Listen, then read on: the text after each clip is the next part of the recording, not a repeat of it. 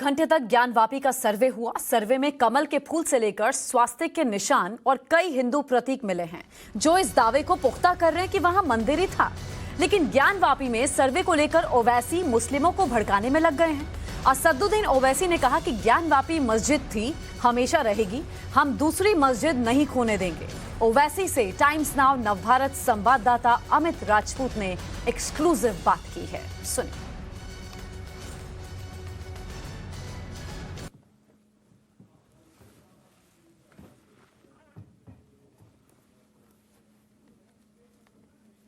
लगातार जो विवाद का मसला जो बन चुका है, ज्ञानवापी का सर्वे पूरा हो गया है। विवाद का मसला नहीं है, ये क्लियर कट मसला है। वहाँ मस्जिद थी, है और रहेगी। कोर्ट का जो ऑर्डर है, हम बड़ी इज्जत के साथ उससे इख्तलाफ करते हैं।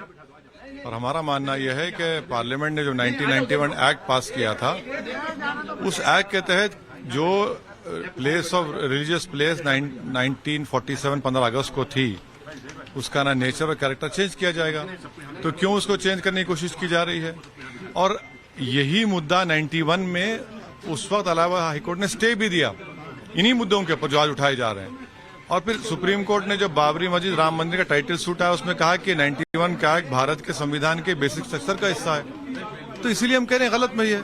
वही सब जो याचिका करता है, सोहन लाल हो या दूसरे, विक्ट्री साइन दिखा रहे थे, कह रहे थे कि जो है वो सब कुछ है। तो क्या ज्ञानवापी मस्जिद है? अब क्या वो भी आप मानते हैं कि ये पूरी साजिश जो की जा रही है, ये भारत के पार्लियामेंट के एक्ट के खिलाफ है, सुप्रीम कोर्ट के जजमेंट के खिलाफ है। सुप्रीम कोर्ट जजमेंट हमारे संविधान के लिहाज से कानून है, तो उसके खिलाफ है।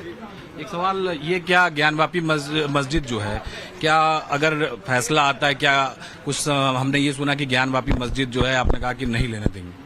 नहीं, हाँ देखिए, भारत में जो रूल ऑफ लॉ के ऊपर जिनको यकीन है, और आज भी है, कल भी रहेगा, जिसमें हम भी शामिल हैं, जिनको संविधान पर भरोसा है और कल भी रहेगा, उन लोगों को बाबरी मस्जिद तो छीना गया ना।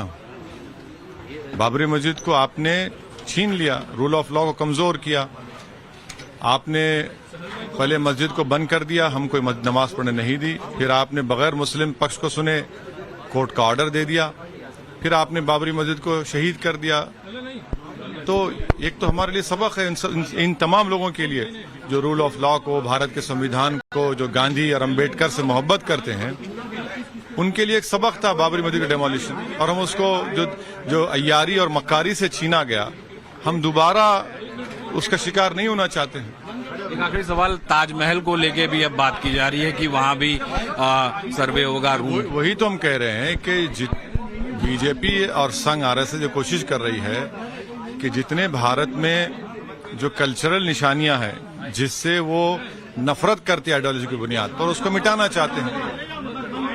अब क्या बात है कि आप ताजमहल के नीचे देखेंगे, यानी एएसआई के लोगों को नहीं मालूम था है क्या निकलेगा नीचे से। उसमें कुतुब मीनार के पास चले जाते आप, कश्मीर में एएसआई प्रोटेक्टेड मॉन्यूमेंट है, वहां पर लेफ्टिनेंट गवर्नर बैठकर पूजा करते हैं बगैर परमिशन लिए। तो ये चीज हो रही है पूरे देश में। तो आने वाले दिनों में क्या आपका और इस मसले पे, जिस तरह से आप लगातार स्टैंड लेते हैं? अब ये मसला, वो इंतजामिया कमेटी ने सुप्रीम कोर्ट गए हैं और चीफ जस्टिस ऑफ इंडिया ने उसको जस्टिस चंद्रचूड़ की बेंच के पास उसको भिजाया है। सुप्रीम कोर्ट देखेगा उसके ऊपर। धन्यवाद हमसे बात करने के लिए। तो बैरिस्टर असदुद्दीन ओवैसी हमसे बात कर रहे थे। उन्होंने साफ साफ कहा कि ये मसला सुप्रीम कोर्ट में है, सुप्रीम कोर्ट में सुनवाई होगी और आगे सुप्रीम कोर्ट तय करेगा। वीडियो जर्नलिस्ट मौजूदान गढ़वी के साथ अमित राजपूत, टाइम्स नाउ नवभारत, अहमदाबाद।